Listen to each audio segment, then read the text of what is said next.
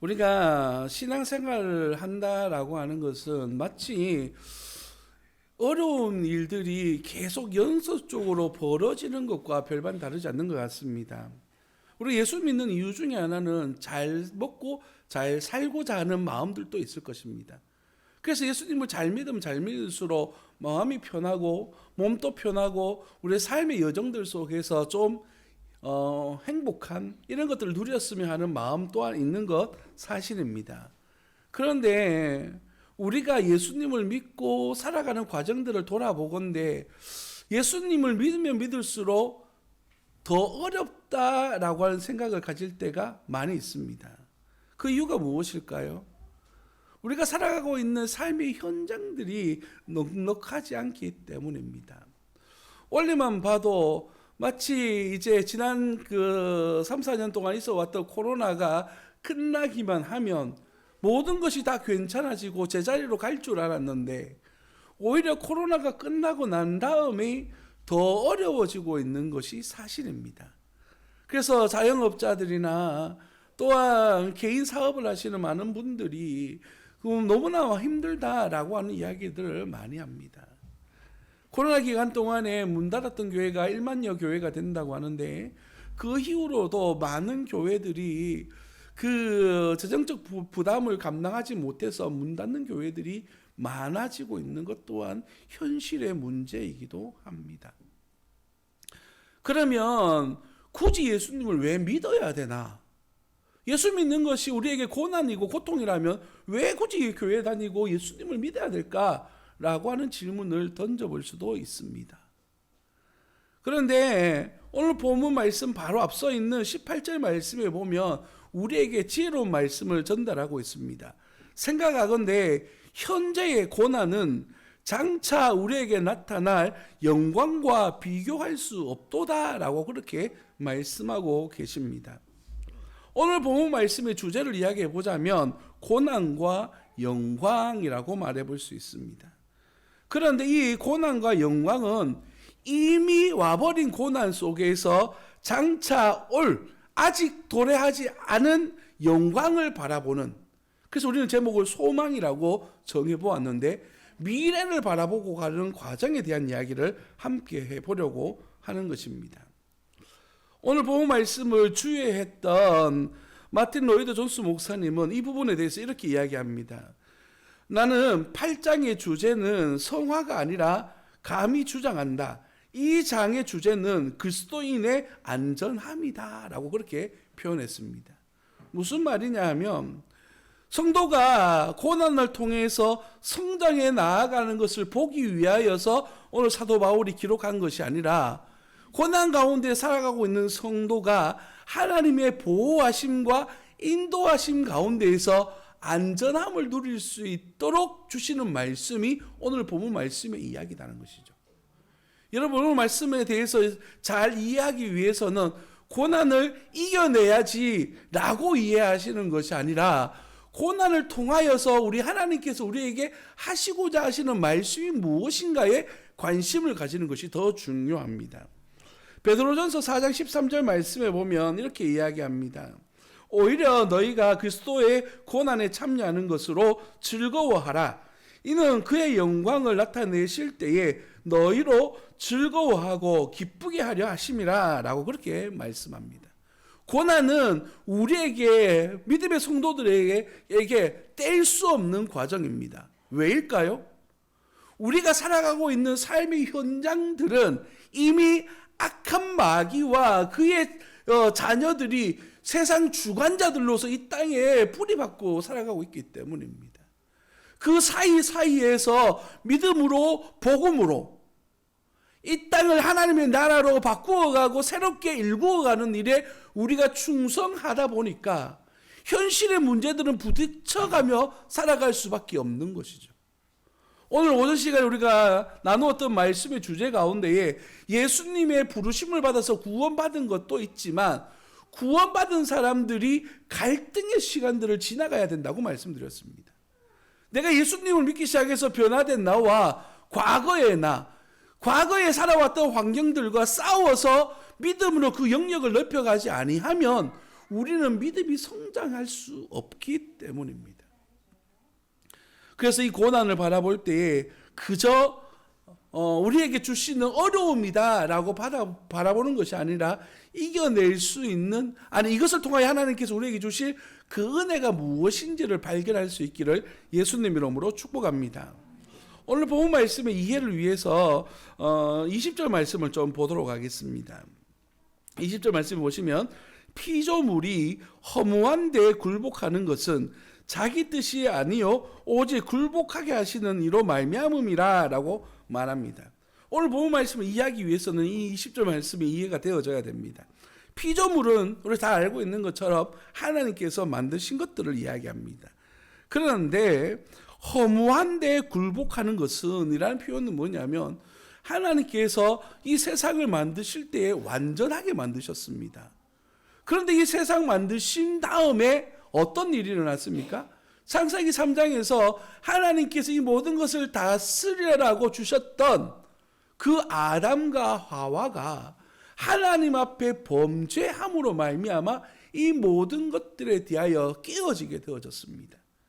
그래서 어떤 일이 일어납니까? 땅이 가시덤불과 엉겅퀴를 내므로 말미암아 그들이 종신토록 수고하여야지만 음식을 채취할 수 있는 피조물과 인간과의 관계가 끼어지게 된 것이죠. 여러분 이해 잘 하셔야 됩니다. 하나님께서는 처음에 우리 인간을 만드실 때는 이 모든 만물들을 다스리도록 만드셨는데 인간이 스스로가 그 지위를 죄로 말미암아 포기한 것 때문에 이 피조물과 관계가 끼어지게 된 것이죠. 그래서 어떻습니까? 우리가 수고하고 노력하지 아니하면 이것들을 취할 수가 없는 모습이 되어지게 된 것입니다. 그래서 본문에서 허무한 데 굴복한다 라는 표현을 쓴 거예요. 너무 허무하지 않습니까? 우리가 다스리고 누리며 살아가야 될 것들에 대하여서 우리가 책임을 져야 되는 입장에 서 있는 것이죠. 그리고 타락한 인간들의 삶의 습관들은 어떻습니까? 하나님께서 만들어 놓으셨던 이 아름다운 자연을 파괴하고 오염시키고 문제를 만드는 것이 결국엔 누구입니까? 인간들이지 않습니까? 그래서 인간과 이 피조물과의 관계가 결코 좋지 못한 관계로 치달아가고 있는 것이죠. 그래서 오늘 본문 말씀에서 사도 바울이 우리에게 이야기하는 것이 뭐냐면 오직 굴복하게 하시는 이로 말미암습니다.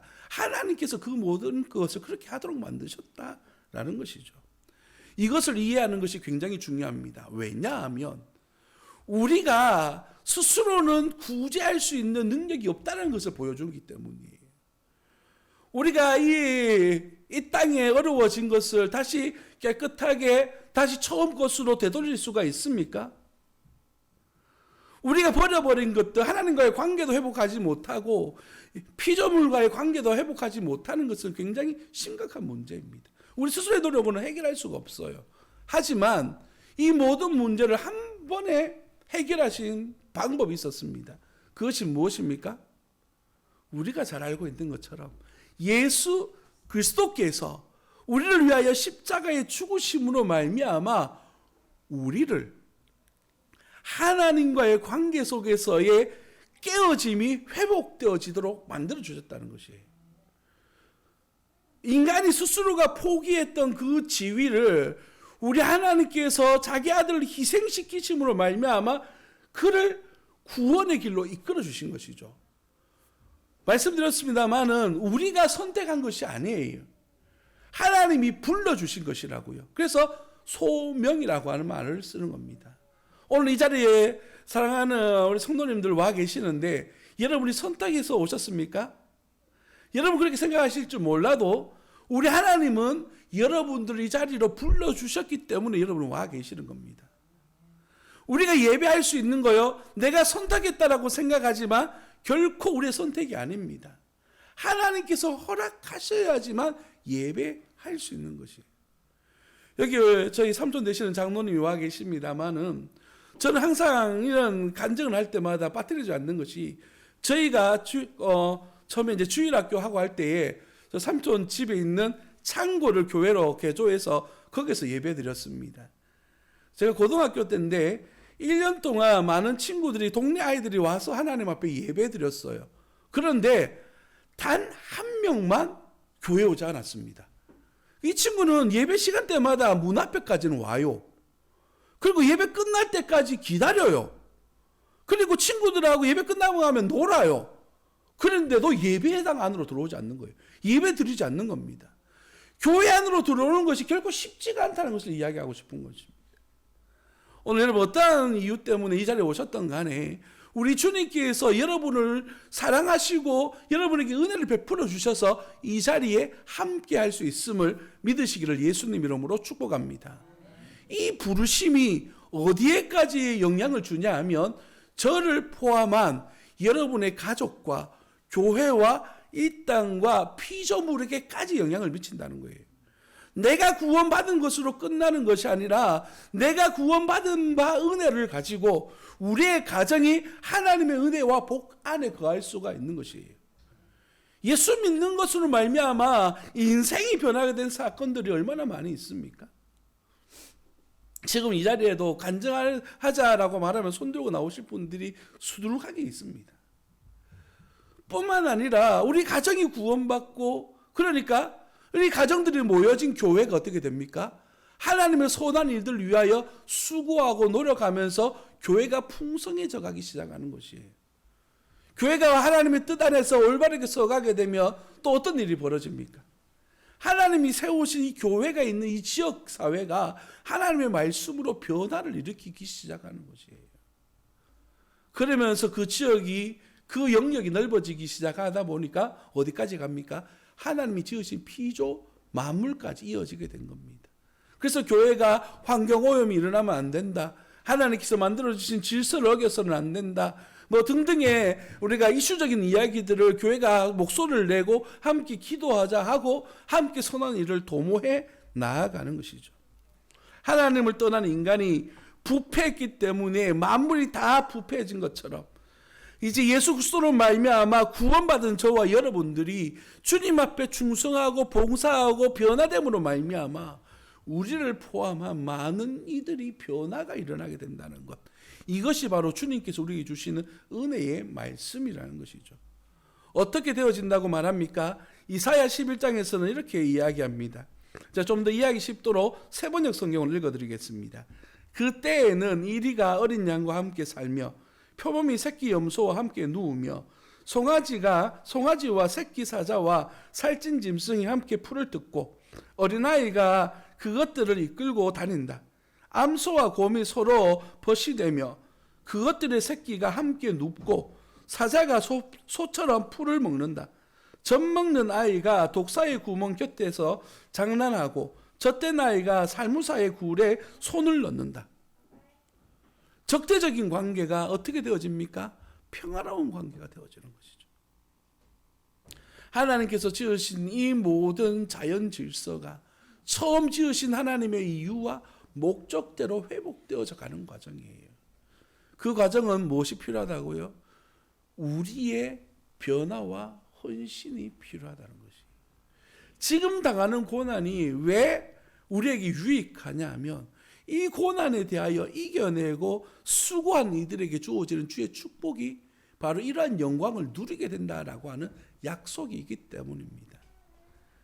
본문 말씀 26절 말씀을 보십시오.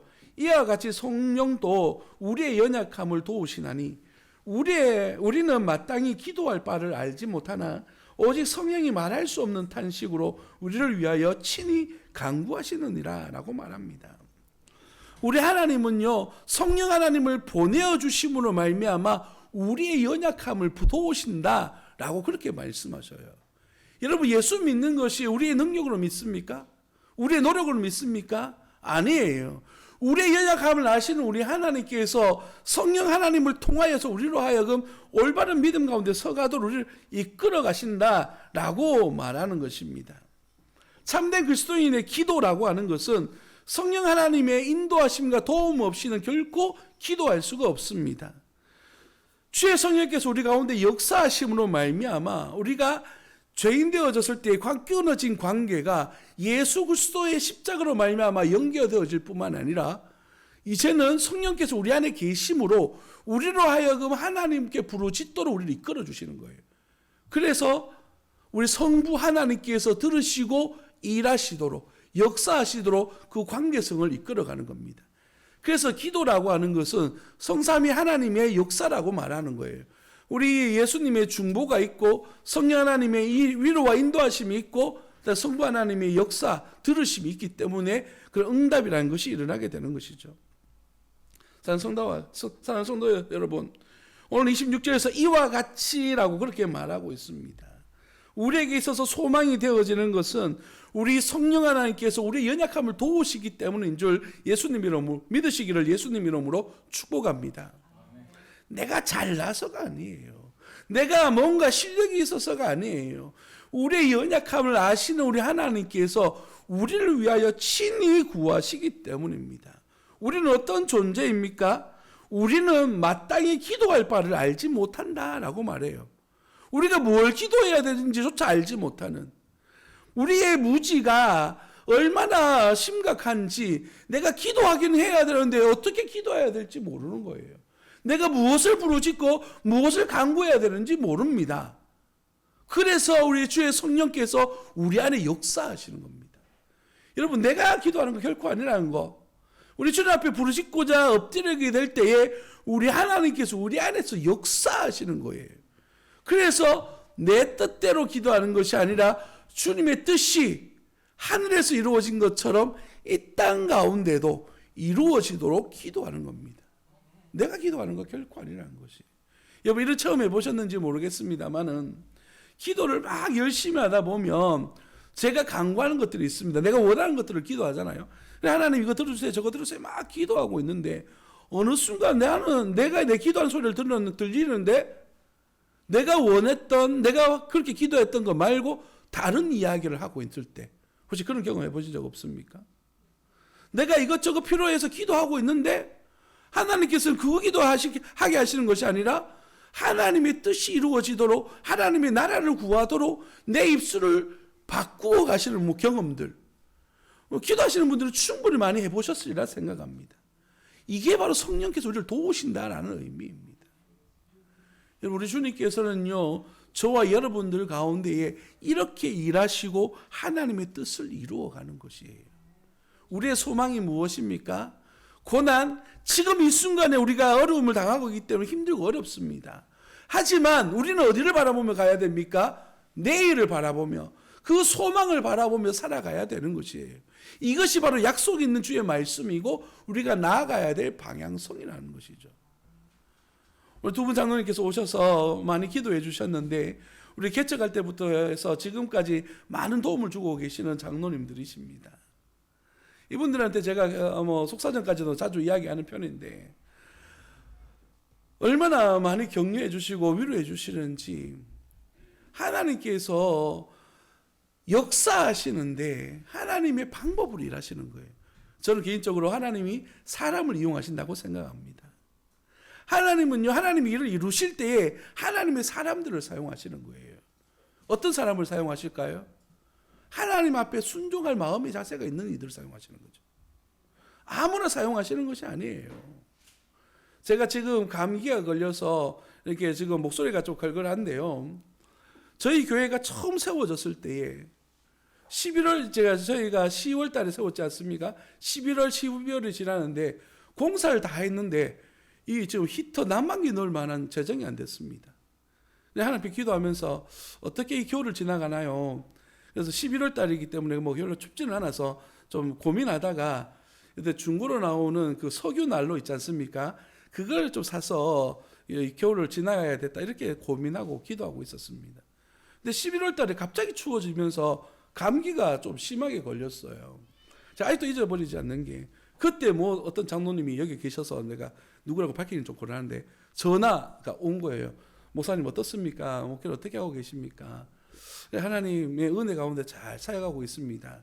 그때에 저희 교회에 음량기계를 어떤 집사님이 기증해 주셔가지고 음량기계도 새로 생겼고, 지금 안에 들어있습니다. 건반도 누가 선물해 주셔가지고 건반도 생겼고 등등등등 이런 것들이 생기는 거 보면서 하나님께서 위로해 주시고 축복해 주시는 거에 대해서 감사하고 있습니다. 라고 그렇게 말씀을 드렸어요. 그렇게 말씀을 드렸는데 한 이틀 지나고 3일 지나고 난 다음에 전화가 다시 온 거예요. 목사님, 저번에 보니까 거기에 난방기가 없던데 그 난방기 제가 할게요. 장모님께서 헌신해 주신 거예요. 저 안에 있는 거 이거 2개. 하나님이 누구를 통해서 일하십니까?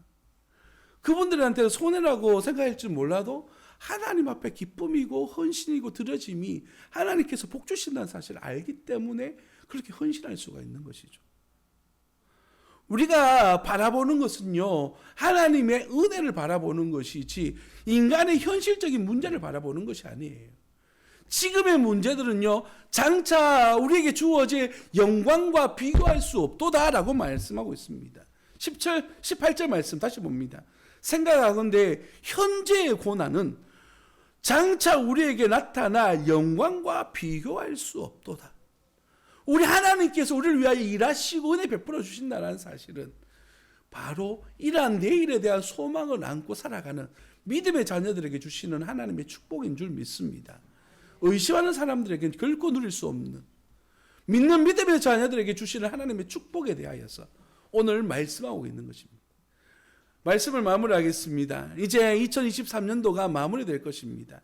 2024년도에 대해서 평가하는 많은 사람들의 이야기를 들어봤는데 더 어려워질 것이다가 대부분의 이야기입니다.